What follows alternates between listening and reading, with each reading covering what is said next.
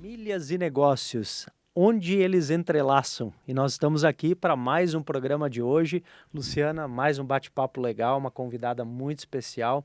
E eu vou deixar para você apresentar ela para nós hoje. Convidada que é referência neste assunto, tanto na busca de conhecimento, em compartilhar conhecimento, mas especialmente na vivência prática deste desafio das empresas familiares e da própria sucessão empresarial, familiar, profissionalização da gestão. Camille Bertolini de Giglio, bem-vinda. Obrigada por aceitar este convite para o nosso bate-papo. Eu que agradeço o convite de vocês, é uma honra estar aqui, né, conversando e diante de pessoas que eu admiro muito o trabalho, né, e que vem construindo uma empresa cada dia mais sólida, mais forte e referência em comunicação. Obrigada. Que legal. Bom, Camille, da Gota Limpa, né? Quase um sobrenome, né? Como dissociar ou como é bom ouvir, que nem eu ouço Lucas da Popular, como é bom ouvir o sobrenome da empresa junto com o nome da gente? É fantástico isso e ao mesmo tempo ele é bastante, eu não posso dizer que era um peso, tá? Mas é muita responsabilidade. Porque, afinal de contas, a gente carrega, né? Carrega o sangue, a família, carrega a propriedade e carrega a gestão do negócio. E isso é muito forte. São três chapéus, né, que normalmente a gente está usando, que eles são muito fortes e impactam uma sociedade, impactam uma família, impactam a gente também, a nossa vida, o convívio com a nossa família, né? Com o convívio em casa, o convívio fora de casa. Então, é uma responsabilidade e precisa de equilíbrio, né? Ela citou, Luciana, esses 3 pontos que são os pontos da governança corporativa e principalmente na governança de empresas familiares, né? Que é justamente essa questão da família, da propriedade e da gestão do negócio. E tem um determinado pontinho lá onde as coisas se encontram nesse caminho. Esse é o ponto mais crítico. Aham. Em todos os negócios, o ponto mais crítico é quando a gente precisa exercer os 3 papéis, né? A gente usa os chapéus e, na verdade, a gente tem uma cabeça só. Só que a gente precisa saber o momento certo de qual chapéu colocar. Então, esse é o grande X, né? Essa é a grande dificuldade que a gente percebe tanto nas empresas quanto nas famílias, que a gente acaba invertendo, né? No café da manhã, o almoço de domingo, a gente está falando de negócios e na empresa a gente vai falar de problemas da família, né? Porque parece que a gente não consegue enfrentar eles de frente, olhar nos olhos e resolver os problemas. Na verdade, a gente vai empurrando eles, né? Vamos colocando para debaixo do tapete. Quando vê, aquele tapete virou uma montanha, né? E a gente Aí tropeça. vai tropeçar nele, exatamente. Né? Então, esses são alguns pontos que a gente sempre começa. E não adianta. Em todas as empresas, em todas as famílias, vai ter. Porque tem uns que são maiores, outros que são menores. Na verdade, o que determina se um é maior ou menor é o momento que a gente inicia a falar deles. Problemas pequenos têm uma tendência em crescer. Se a gente tratar deles no início, a gente trata eles ainda enquanto pequenos, né? Uhum. E consegue resolver mais facilmente. Então, Falaste a Camille da Gota Limpa. Nem sempre foi assim. Camille, conte um pouquinho pra gente como é que foi essa experiência de, num primeiro momento, sair da empresa que é da família, e essa volta. Eu sei que teve aí um momento meio de estremecimento também, em que você, inclusive, em outro momento compartilhou numa palestra sua, de receber um não neste retorno, nesta intenção de retorno para a empresa. exatamente. Bom, eu comecei, né? Eu sou de imigrante, de onde é a a empresa. Daltro Filho, né? Isso, Bairro Daltro Filho, né? Bairro Daltro Filho. De onde é Santo Antônio? Isso, a Saboaria Santo Antônio, a escola Santo Antônio, Isso. né? Então a gente tem um vínculo muito grande com Santo Antônio. Inclusive, inicialmente os produtos receberam esse nome porque meu avô foi se aconselhar com o padre. E o padre disse: mas o senhor é muito devoto de Santo Antônio, então ponha o nome de Santo Antônio nos produtos. E assim foi. E a empresa foi reconhecida durante muitos anos como Saboaria Santo Antônio. Então, eu nasci em Daltro Filho, fiz todo o meu primeiro grau lá. O segundo grau eu fui para Estrela. E é muito engraçado, hoje eu converso com os colegas, né, que são de Estrela, inclusive um retornou para trabalhar com a gente agora, foi convidado e está super bem. E ele disse: tá, mas na época não era assim tão grande, né? Eu digo: não, era uma empresa muito pequena, só fazia sabão em barra. E isso foi até 1999. Eu, em 97, fui para Porto Alegre, comecei a fazer minha graduação lá, né? E meu irmão, em 99, retornou para a empresa. E ele começou a abrir o caminho da Gota Limpa. Então, saindo de uma fábrica só de sabões em barra para uma fábrica de produtos de limpeza como um todo, e daí sim o foco na Gota Limpa. Enquanto ele estava fazendo esse trabalho na empresa, eu estava em Porto Alegre, estava fazendo minha graduação, e lá eu sempre fui muito inquieta, né? E comecei a trabalhar num banco. Então, para mim era fantástico. Eu trabalhava 6 horas, estudava, conseguia fazer toda essa organização, né? E quando eu já tinha me formado, fui fazer um MBA em gestão empresarial. E eu, na época, o meu então namorado, atual marido, ele disse: tá, mas tu tem uma empresa em casa, um laboratório onde tu pode colocar todo esse teu conhecimento em prática. Por que tu não volta para trabalhar com a família? E eu já estava meio incomodada, já estava uns 7 anos no banco, já estava querendo sair, né? Já tinha feito minha carreira lá. E eu cheguei, assim, comecei a pensar no assunto. E num domingo de manhã, né? Afinal de contas, domingo de manhã, a hora do chimarrão, assistindo televisão, pequenas empresas, grandes negócios, eu pensei: é o momento que eu vou falar com o pai, né? E vou dizer que eu tenho essa vontade de voltar, colocar meus conhecimentos em prática, e que eu vejo que a empresa está numa fase em que vai ser importante o meu retorno, né? E nisso eu me enchi de coragem, assim, aquela vontade, argumentos, né? Pai, e assim, estava pensando em voltar e tudo mais. Daí ele me olhou e disse: não, tu tá tão bem lá no banco, segue tua carreira no banco, teu irmão já está aqui, está trabalhando, enfim.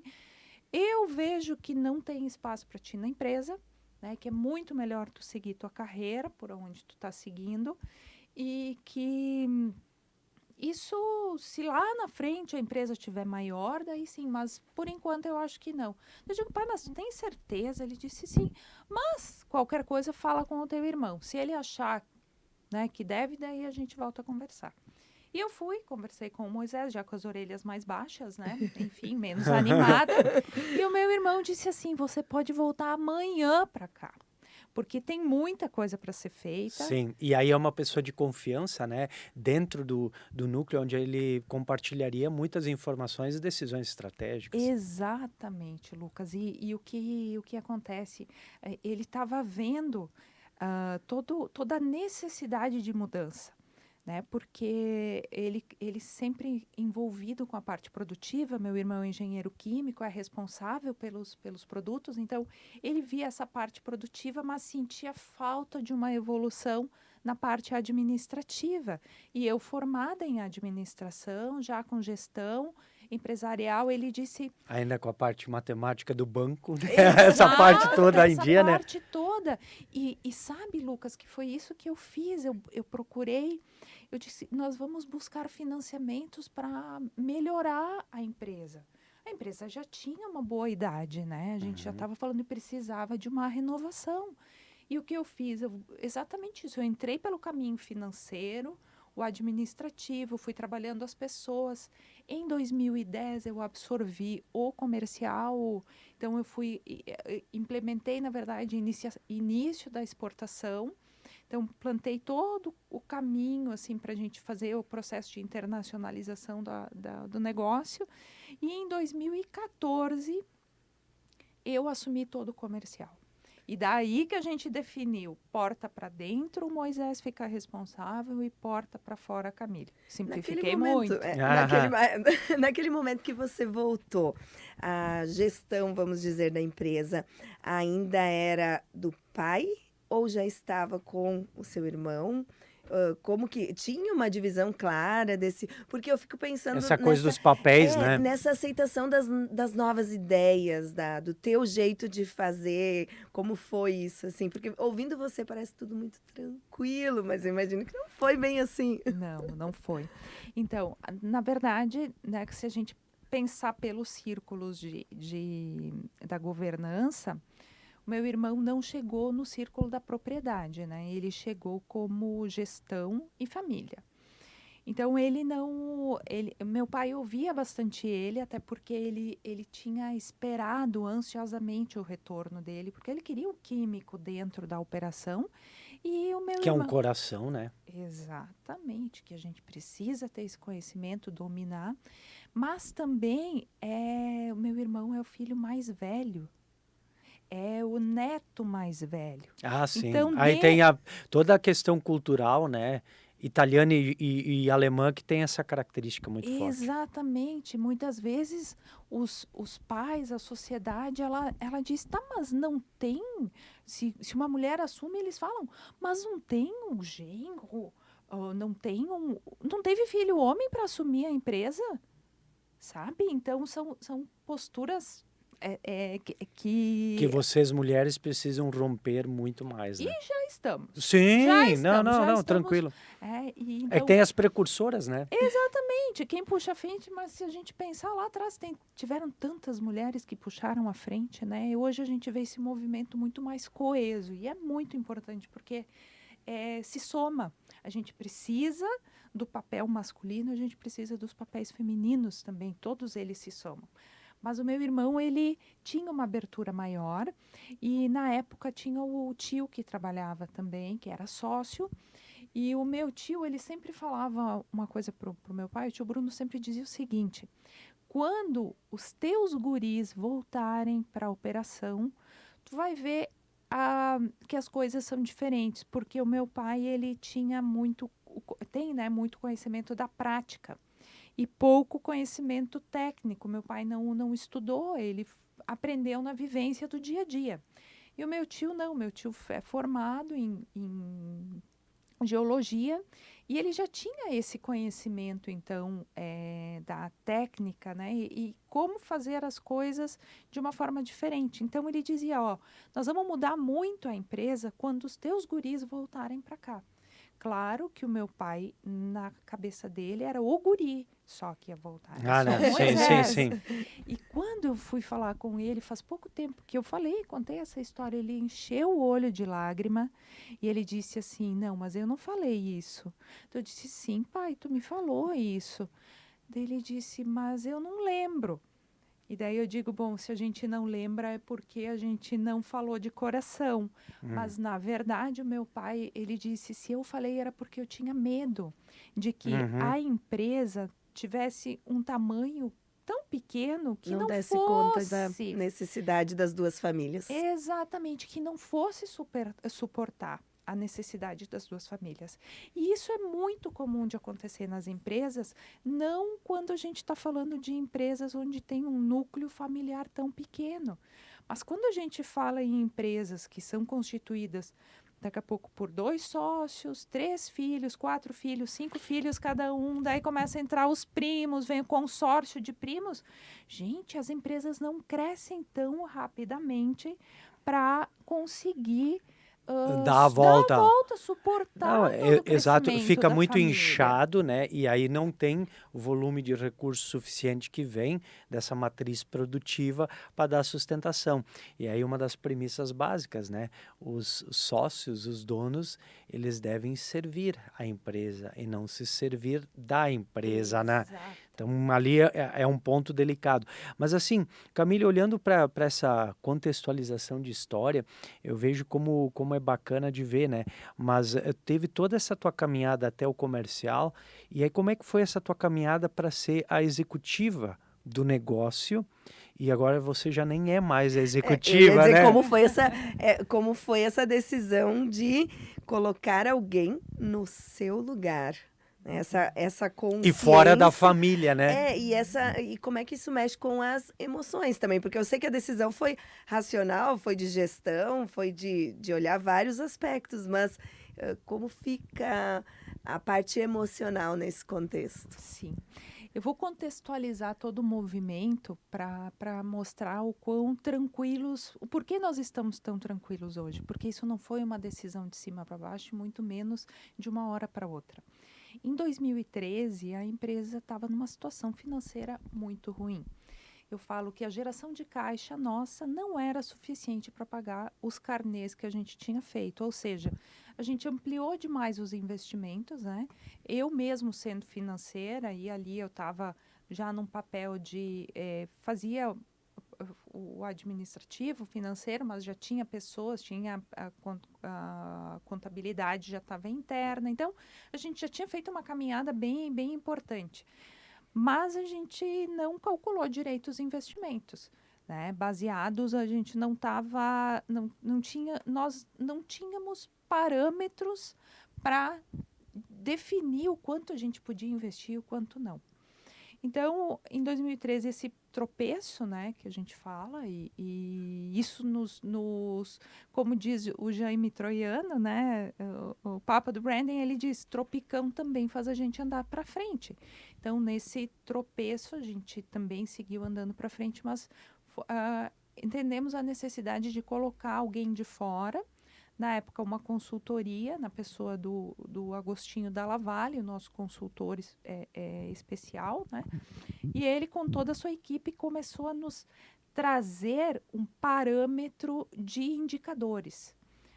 Nós temos que cuidar do fluxo de caixa, a gente tem que fazer mapeamento de custos, tem que fazer o orçamento de um ano para o outro, fazer o acompanhamento do orçamento, isso aqui está projetado, isso aqui está realizado, o que a gente está gerando de caixa, né? O EBITDA, como é que a gente está vendendo, nós estamos gerando margem de contribuição com todas as vendas, com todos os clientes que a gente faz, então a gente foi gerando um mapeamento total.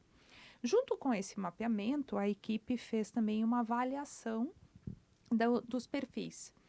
E ali eles disseram, nós temos que mostrar para vocês quem é melhor preparado para fazer o quê dentro da fábrica, né, dentro da empresa, do negócio, e separar esses papéis. E cada um vai ser responsável por fazer isso.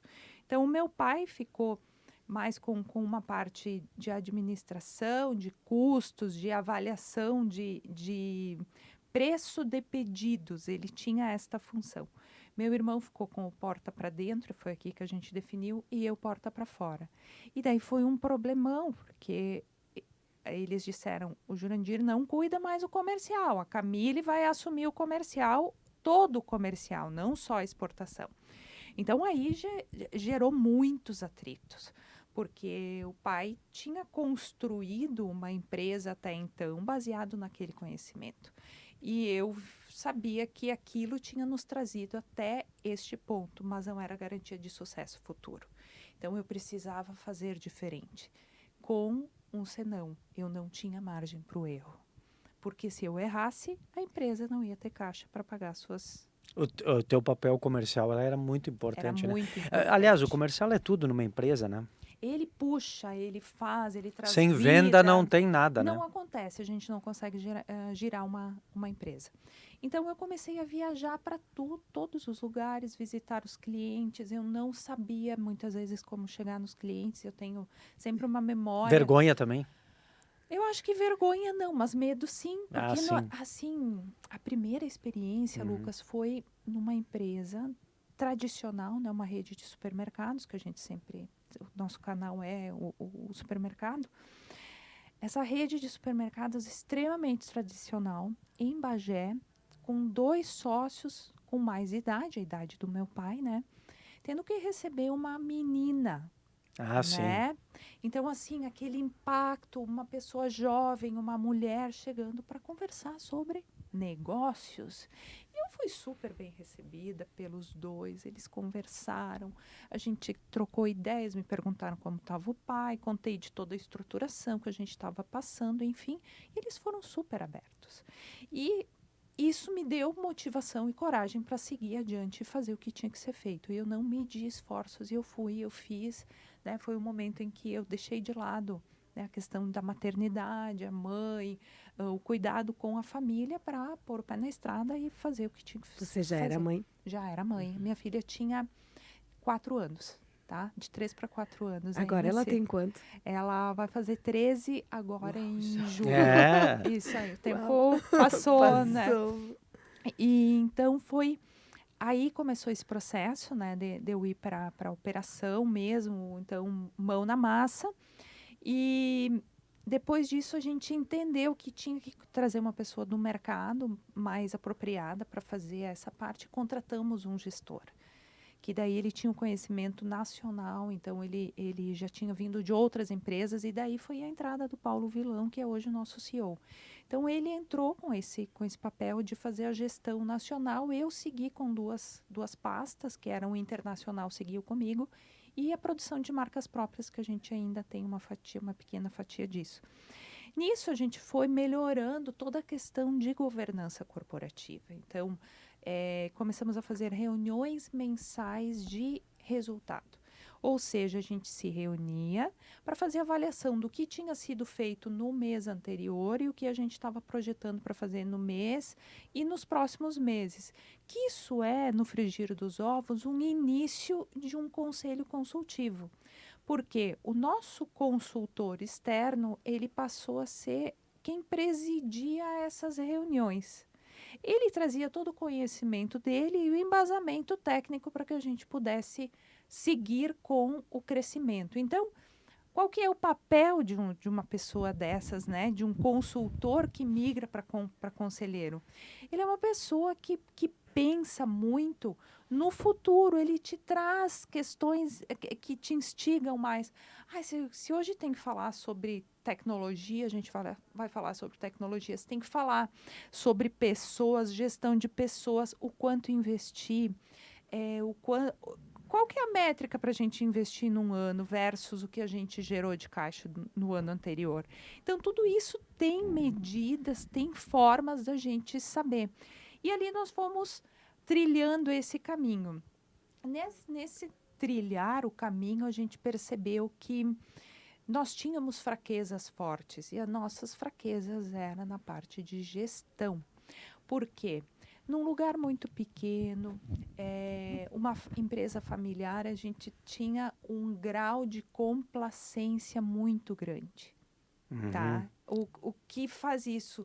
O movimento, as coisas demoram demais para acontecer. E isso não é saudável. A gente não dá a responsabilidade necessária para as pessoas. Procrastina, empurra adiante. E deixa de valorizar as pessoas, porque no momento que eu não dou a responsabilidade para elas, eu também estou dizendo que eu não estou dando a oportunidade delas crescerem. E se eu não tenho uma base que queira crescer, eu não tenho como fazer a empresa crescer também. Então, foi assim, algo que mexeu bastante com a gente, mas a gente viu que realmente nós não éramos bons na operação, mas que a gente era muito bom no pensar, no estratégico, no ver, estar sempre 1, 2, 3 passos à frente do que estava acontecendo. E foi isso que a gente viu. A gente organizou, né, esta passagem de bastão, e ela agora já aconteceu, e no final do ano, no meio deste ano, a gente entrega 100% das decisões de operação passam para o CEO, tá? A estratégia permanece no conselho da família. O conselho consultivo. O conselho consultivo, que hoje é constituído presidente do conselho, que é uma pessoa externa, um conselheiro externo. Continua sendo externo. Isso. E isso é importante, assim, que tenha, né? Quando tem normalmente a gente fala, né, que se é um membro da família que está na operação, um conselheiro externo preside a operação, o conselho. Então, como a gente está nesse processo de transição, né, a gente também aprende, porque uma coisa é quem vem de fora aprender sobre a empresa, mas também tem um outro passo que é fundamental, que é quem é de dentro, quem é um conselheiro herdeiro, né, um conselheiro da família, também tem muitas coisas que precisa aprender. Precisa aprender sobre gestão, sobre pessoas. É tanto conhecimento que você precisa agregar para ter uma boa gestão, para ter uma boa evolução, que isso requer também uma dedicação. Então, a gente foi traçando isso e hoje a gente tem isso muito claro, está super definido. E analisando um pouco como foi fácil definir isso, foi no momento em que a gente fez um coach com todo o grupo, né? A gente já tinha os gestores e os 3 diretores, né? Então, o Jurandir, o Moisés e eu. Quando a gente fez esse processo e nos perguntaram, né? Perguntaram para mim e para o Moisés em separado e depois os 2 juntos. Pensando em sucessão, quem de vocês quer assumir como presidente ou está mais preparado para assumir como presidente? E tanto eu quanto o Moisés, a gente deu a resposta individualmente e depois, em conjunto, que nenhum dos 2 gostaria de assumir como presidente. Mas a gente queria seguir como diretores, né? Como cada um cuidando da sua área, porém com um conselho consultivo forte, onde a gente ia tomar as decisões aí e depois a gente ia executar. Quando a gente faz esse retrospecto, a gente já estava criando um mapa mental de que a figura de uma pessoa aqui em cima para fazer esse controle, a gente já estava preparado para isso, porque nenhum dos 2 queria assumir. A gente podia dizer, primeiro vai um, fica 10 anos, depois vai o outro, fica 10 anos. Não, nenhum dos 2 quis isso. A gente já estava abdicando desta questão. Então, foi muito fácil de conduzir a chegada de um CEO externo, né? E externo à família, mas interno à cultura da empresa, porque Ele já vinha numa caminhada ele interna. já vinha numa caminhada interna. Não é alguém que veio assim caindo de paraquedas Não, agora, né? mas também a seleção de um CEO é algo muito importante, assim como a seleção de um conselheiro. É muito importante. A gente precisa definir quais são os pilares da cultura que a gente quer seguir e aquilo que precisa ser melhorado. Porque já falei para vocês, a gente tinha essa questão de não saber cobrar das pessoas e, ao mesmo tempo, não oportunizar a eles o crescimento. Por um outro lado, tinham vários valores que a gente queria que seguissem. E nisso a gente molda o papel, as características que o CEO precisa ter para dar sequência na operação. E conversamos, foi feito vários programas, né? Foi feito assessments, foram feitos várias conversas com psicóloga, também especialista nisso, para chegar na conclusão de que o Paulo era a pessoa certa para assumir e que estava preparado emocionalmente, tecnicamente, e estava com muita gana, como se fala em espanhol, né? Ele estava com muita vontade, com aptidão a assumir isso. E isso é bem importante, né? Porque muitas vezes a gente perde a pessoa está preparada, mas não está com aquela vontade de fazer. Então, é algo que a gente falava desde 2015 já, né? Nesse movimento. Então, foi acontecendo ao natural e para nós está assim, ó, tá muito leve, tá muito bom. Moisés está conseguindo se dedicar. O Lucas esteve lá, né? Viu que a gente está assim num processo de expansão muito grande. Sim. Né? Gente, nós somos uma empresa de 56 anos. É uma empresa que está com um obsoletismo tecnológico grande. Né? A gente precisa se renovar. Mas, ao mesmo tempo, isso. crescendo muito. Exatamente. Agora, mas- E o que- tudo isso, Lu, ela está falando, vamos olhar numa empresa com mais de 50 anos, numa empresa que tem um volume de colaboradores grande, um volume de negócios grande, né? Mas eu imagino tudo isso na cabeça de um empresário que tem daqui a pouco 2 funcionários, né? Ou 3 ou poucos, né? Mas todos eles podem tirar pitadas daí, né? É, uma coisa que eu escuto muito de muitos empresários é essa sobrecarga de atividades, de não dar conta das pessoas. E, claro, muito disso se deve a não ter essa organização clara dos processos, talvez não ter uma consultoria externa que vai apontar caminhos, vai fazer questionamentos. Mas olhando para a Camille hoje, o que esse processo todo trouxe de positivo para a Camille no dia a dia? Para a Camille mãe, que lá naquela época ali teve que abdicar de muitos momentos de estar com a filha, de estar com a família, com o marido. Como está hoje esse momento? Hoje a Camila é uma pessoa mais leve, né? Muito mais, eu acho, equilibrada. Eu já tenho isso como característica, mas assim, eu consigo me dedicar mais à família, consigo me dedicar melhor aos negócios, né? E estou indo por um outro caminho também que eu gosto muito, que é a questão da governança corporativa, que é levar esses conceitos, levar essa questão de organizar as empresas desde que elas são pequenas, sabe? Fazer o certo, fazer o pretinho no branco, assim, as coisas corretamente, elas trazem um resultado muito positivo. E Surge aí permite uma no- crescer, né? Surge aí uma nova carreira? Surge pensada, inclusive, assim, ó, eu sempre admirei muito o papel do Agostinho, tá? Como um consultor que migra a conselheiro. Eu sempre admirei. E nas primeiras reuniões que a gente fazia, né, de resultados mensais, né, e depois passou para ser nossa reunião de conselho, eu dizia para ele: Agostinho, o que eu faço para me transformar numa conselheira? Né? Porque eu já falava para ele, eu digo, eu tenho muita vontade de poder ajudar as outras empresas. E ele disse: Camille, primeiro tu tem que ter um pouquinho mais de cabelo branco.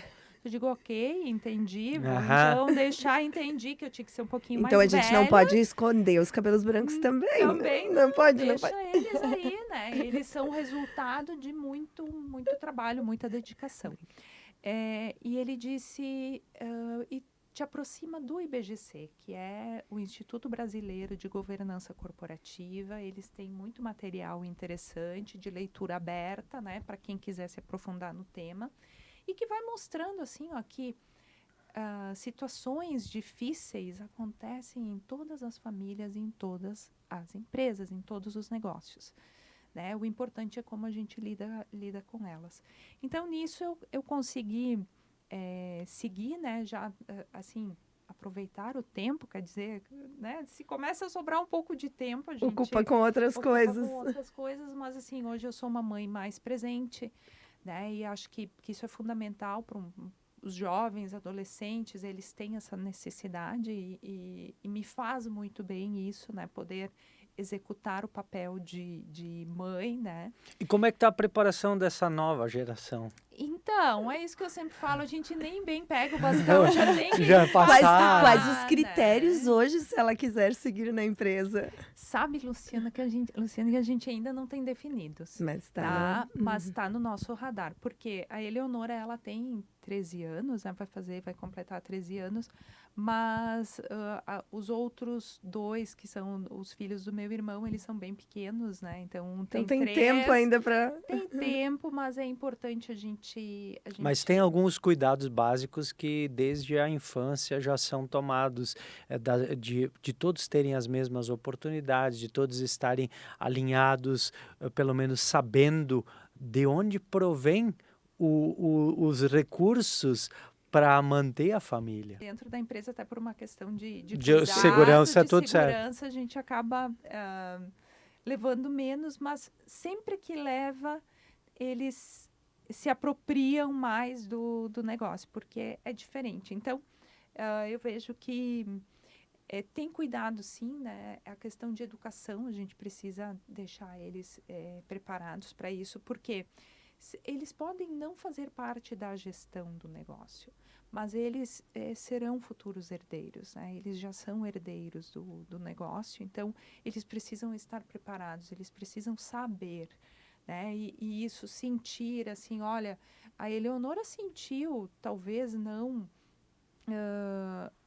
lá dentro da produção, mas ela sentiu a falta da mãe lá atrás, né? E sabia que a mãe estava trabalhando. Ela enxerga a mãe viajando, ela enxerga a mãe participando de feiras, ela enxerga a mãe em programas, dando palestras, enfim. E isso tudo é o exemplo, né? Acho que muito mais forte do que palavras são os exemplos que a gente passa para eles.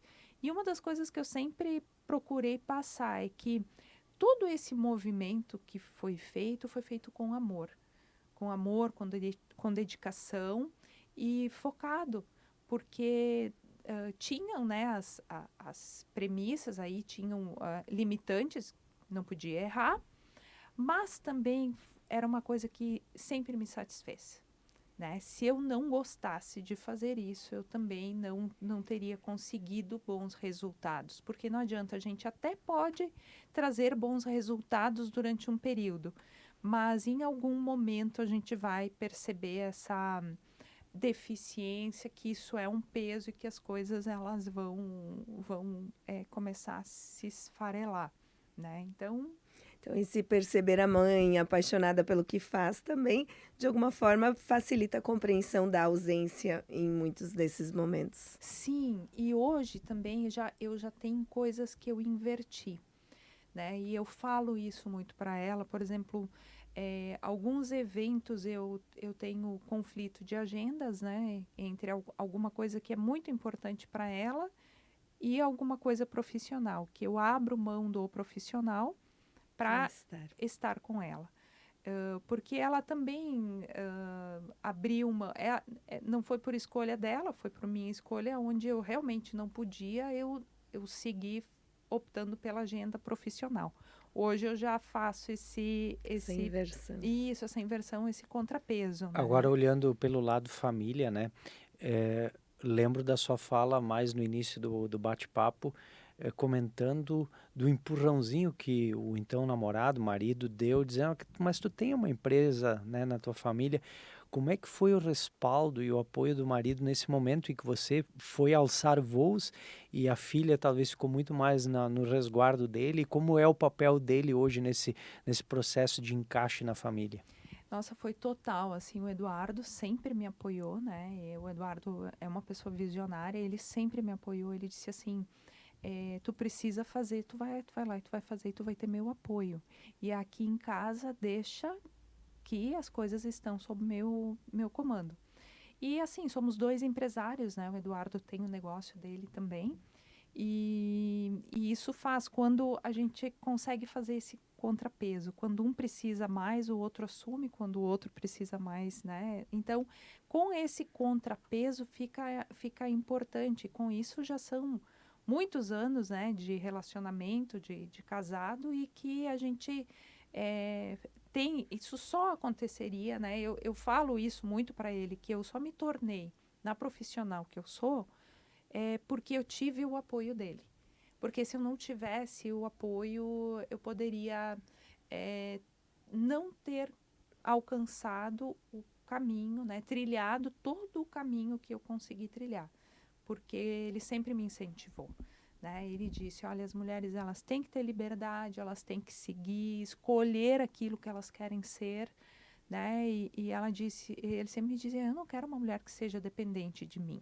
Eu quero uma mulher independente, que tenha a sua vida, que conquiste, né, o seu espaço, que conquiste as suas coisas, né, seja no estudo, sejam questões materiais, enfim. Né? E a decisão de ter um filho passa por tudo isso também, essa negociação, essa conversa? Claro que sim, porque um filho requer cuidados, né? E a gente sempre colocou isso muito em pauta, que a gente não ia querer um filho, né, colocar um filho no mundo para que os outros cuidassem dele. Não, se é um filho é para nós cuidarmos. Tanto é que a gente tem certas escolhas, assim, final de semana é sempre conosco, não tem, né? Não temos, a gente tem uma pessoa que nos apoia já há muito tempo, mas o final de semana é o descanso dela e é o nosso momento de atuação, né? Então, é fazer comida, é cuidar da casa.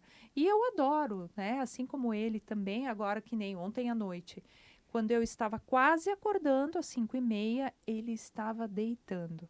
Porque ele estava com um prazo para cumprir, meu marido é advogado, tem um escritório, e ele precisava entregar uma peça nova, né, uma defesa nova até hoje. Ele queria entregar hoje porque o prazo é na semana que vem. Então um período melhor de produção dele é na madrugada, é noturno, e eu já sou diurna. Então Até esses isso fechou. contrafluxos a gente Tem que superar, tem que né? superar. E você mencionou antes IBC, né?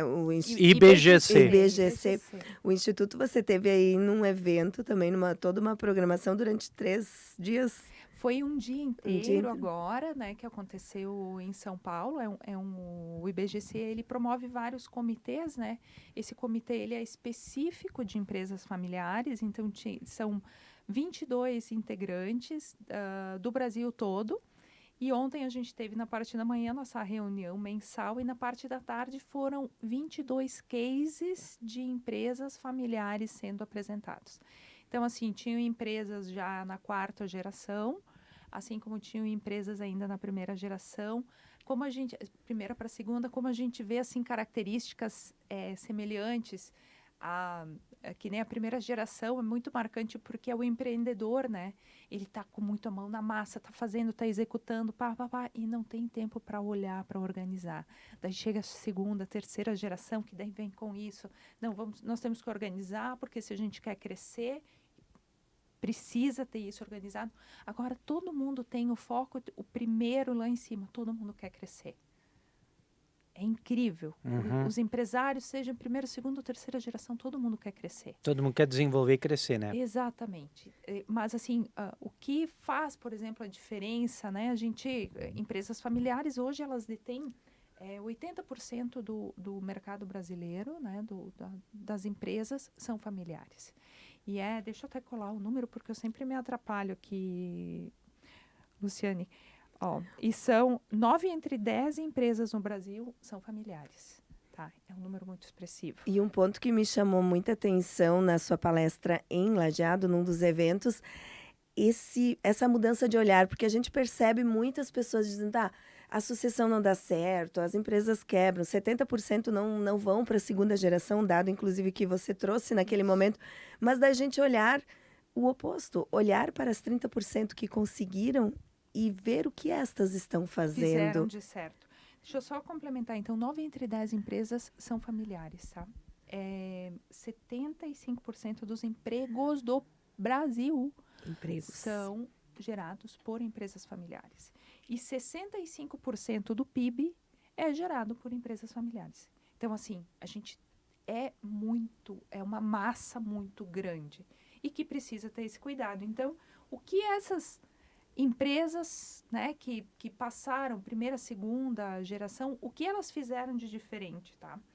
Elas escolheram 3 pilares. Um deles é o uso da governança corporativa, que a governança ela trabalha a questão de transparência, equidade, uma tomada de decisão em conjunto, né, assim, consensada, tá? Equidade, ou seja, a gente mantém isso muito forte, e a responsabilidade social. Direcionamento estratégico, faz uma conversa entre os sócios, alinha o que quer decidir, conversa com quem está abaixo, define, porque assim, a falta desse alinhamento é que leva porque pode ser que o pai quer ir para um lado, o filho quer ir para o outro, mas para onde a gente vai? Né? E isso assim, eu ouvi muitos casos ontem de que as empresas, elas criam muitas vezes várias empresas menores, perdem totalmente o foco. E daí se associam, se desassociam e quebram. Tá? Então, se a gente... É um desperdício de energia, né? É um desperdício de energia. Vamos pensar, vamos conversar, aquilo que é combinado não sai caro. Né? Aquele que a gente deixa de combinar é que vai sair caro. E a questão da gestão. A gestão, o que é? São pessoas, processos e direcionamento estratégico, tá? Quando a gente faz a gestão das pessoas, definindo bem os processos que elas têm que fazer, de acordo com o alinhamento estratégico que foi definido ou pela alta direção, pelos proprietários ou em conselho, é que a gente consegue ter um fortalecimento da operação e uma perenidade, tanto dos negócios quanto das famílias Porque às vezes ocorre o inverso, a empresa vai bem, mas as famílias se decompõem. Exatamente. E isso foi um dos pontos que o Agostinho sempre nos disse. No primeiro lugar vem a família. Primeiro a gente vai manter a saúde da família. A gente vai conversar, a gente vai se alinhar, a gente vai trazer. E é importante ter uma pessoa de fora, porque a gente carrega muita emoção no nosso coração, no nosso corpo, na nossa mente.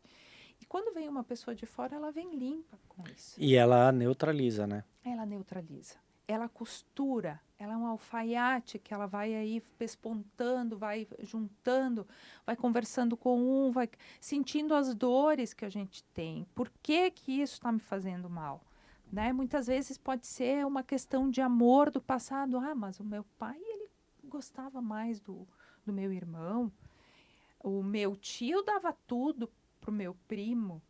Meu primo nunca passou uma dificuldade na vida, então a gente ouve muito disso, né? E um terceiro, ele tem que ter essa questão, ele tem que ser um mediador, ele tem que ser um bom ouvinte, ele vai fazer essa condução desses conflitos, ele vai transformar isso em algo positivo e fazer com que essa família se una de novo, né? E que possa sentar de novo e conversar, tirar uma foto em conjunto, todo mundo junto, ver uma família sorrindo.